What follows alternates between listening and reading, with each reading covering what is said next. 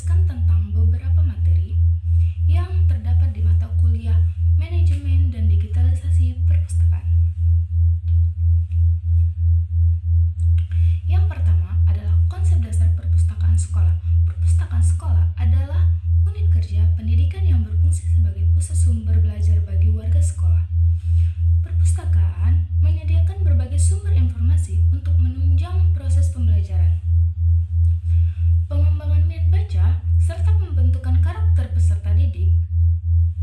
Keberadaan perpustakaan sekolah tidak hanya sebagai tempat penyimpanan buku, tetapi sebagai sarana pendukung kurikulum dan pembelajaran sepanjang hayat. Yang kedua, penataan ruang perpustakaan sekolah. Penataan ruang perpustakaan sekolah adalah pengaturan ruang, perabotan, dan koleksi agar fungsi perpustakaan berjalan optimal. Tujuan penataan ruang adalah menciptakan suasana nyaman, aman, dan efisien bagi pengguna. Prinsip penataan ruang meliputi fungsionalitas, fleksibilitas, estetika, dan keselamatan. Standar tata ruang mengacu pada standar nasional perpustakaan yang menyesuaikan luas ruang, pencahayaan, sirkulasi udara, serta pembagian area layanan. Materi yang ketiga adalah konsep perpustakaan elektronik atau e-library. Perpustakaan elektronik atau e-library adalah sistem perpustakaan yang memanfaatkan teknologi informasi yang mengelola penyediaan koleksi dalam bentuk digital. E-library kemungkinan penggunaan mengakses informasi kapan saja dan di mana saja melalui jaringan internet. Yang keempat adalah interaksi dan pengembangan e-library. Karakter e-library meliputi koleksi digital, sistem otomatis, akses online, serta penggunaan teknologi komputer dan internet. Pengembangan e-library diperlukan untuk menjawab kebutuhan informasi yang cepat, luas, dan efisien, khususnya dalam dunia pendidikan modern. Yang kelima adalah komponen perpustakaan elektronik.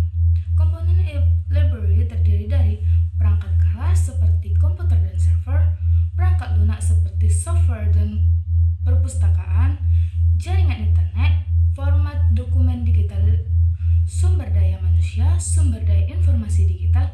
Keseluruhan komponen ini harus terintegrasi agar layanan e-library berjalan optimal. Yang keenam adalah Gerakan Literasi Sekolah atau GLS. Gerakan Literasi Sekolah adalah program nasional yang menumbuhkan budaya literasi di lingkungan sekolah. GLS bertujuan meningkatkan kemampuan membaca, menulis, berpikir kritis, dan bernalar peserta didik sebagai bekal pembelajaran sepanjang hayat. Yang ketujuh adalah rasionalisasi tujuan dan implementasi GLS. GLS dilaksanakan karena rendahnya minat baca dan literasi siswa. Tujuan GLS adalah meningkatkan literasi dasar, numerasi, dan karakter. Implementasi GLS dilakukan melalui 3 tahap.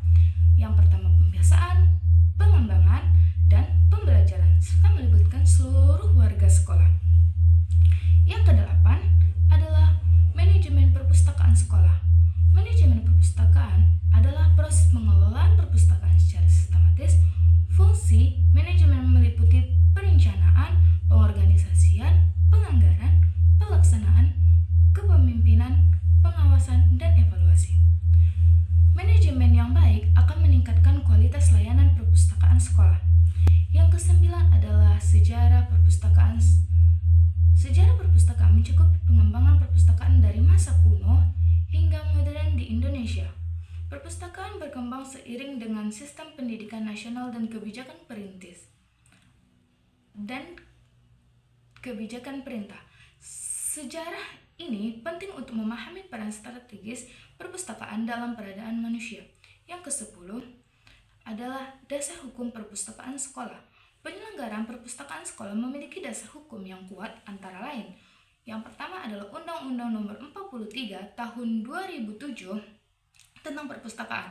Yang kedua Permendiknas Nomor 24 Tahun 27, PP Nomor 24 Tahun 2014 Standar Nasional Perpustakaan Sekolah. Dasar hukum ini menjadi pedoman pengelolaan dan pengembangan perpustakaan sekolah.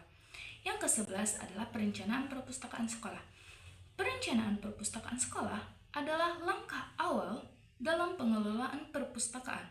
Perencanaan meliputi penetapan visi, misi, tujuan, dan program kerja serta analisis kebutuhan penggunaan atau user needs analysis.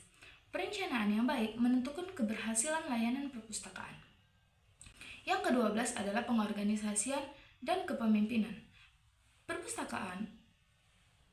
Pengorganisasian perpustakaan mencakupi pembentukan struktur organisasi, pembagian tugas, dan tanggung jawab pustakawan. Kepemimpinan perpustakaan berperan dalam motivasi staf, meningkatkan kinerja, dan memastikan layanan berjalan sesuai standar operasional. Yang ke-13, koleksi, klarifikasi, dan katalogisasi. Koleksi perpustakaan adalah semua bahan perpustakaan yang dimiliki, baik cetak maupun non-cetak. Klarifikasi bertujuan mengelompokkan bahan perpustakaan menggunakan sistem seperti Dewey Decimal Classification atau DDC. Katalogisasi adalah proses pencatatan bibliografis untuk memudahkan temu kembali informasi. 14 adalah pelayanan, peralatan, dan tata ruang perpustakaan. Pelayanan perpustakaan meliputi layanan sirkulasi, referensi, literasi, informasi, dan promosi perpustakaan. Peralatan perpustakaan mencakup peralatan layanan, pengelolaan, konservasi, dan layanan modern. Selanjutnya, tata ruang perpustakaan harus mendukung kenyamanan, keamanan, dan efektivitas layanan. Baiklah, hanya itu yang dapat saya sampaikan. Jika ada kata-kata saya yang salah dan materi saya yang salah, mohon dimaafkan. Saya akhiri. Wabillahi taufiq wal hidayah. Wassalamualaikum warahmatullahi wabarakatuh.